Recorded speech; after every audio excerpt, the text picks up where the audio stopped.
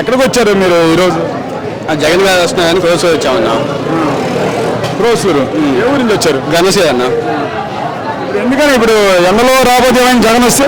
ఇప్పుడు 2018 నుంచి 2014 నుంచి 18 దాకా చంద్రబాబు గారు సీఎంగా చేశారు.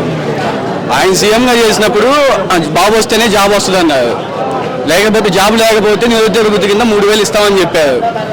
3,000 ఇస్తామని చెప్పి అచ్చెన్నాయుడు గారు మేము అసలు ఆ పథకమే పెట్టలేదని చెప్పి వైసీపీ వాళ్ళు మన ఎమ్మెల్యేలు ఎంపీలు గొడవ చేస్తే చివరి సంవత్సరంలో 14 లక్షల మందిని తీసుకుంది. 14 లక్షల మంది అవైలబిలిటీ ఇచ్చి వాళ్ళకి 3,000 1,500 3,000 ఇచ్చింది. ఎక్కడికి బాబు జాబ్ ఎక్కడ వచ్చింది? అదన్నా ఇప్పుడు యువత బాగుపడాలి అంటే జగన్ గారు రావాలి. ఇప్పుడు డెవలప్మెంట్ యువత రావాలంటే జగన్ గారు రావాలా? అది జగన్ గారు యువతకి ఏం చేశారు? జాబ్ కారణం లేదు, మేమేదో వస్తే ఎన్ని లక్షలతో మొదటి సంతకం పెడతాం మెగా డిఎస్సీ అని చంద్రబాబు నాయుడు అన్నారు కదా. మెగా డిఎస్సీ 2014 నుంచి 18 దాకా ఎన్ని హామీలు ఇచ్చాడు చంద్రబాబు నాయుడు. దాంట్లో ఎన్ని వచ్చినాయి? ఒకటన్నా ఇచ్చాడా? ఇప్పుడు జాబ్ లేదంటున్నారు. 5 కోట్లు కడుతున్నారు. కోట్లు ఎంతమందికి వస్తుంది జాబు? ఇప్పుడు విలేజ్ తీసుకోండి, ఎంత డెవలప్మెంట్ అయిన విలేజ్లు. ఈ డెవలప్మెంట్ ఎక్కడి నుంచి కావాలి?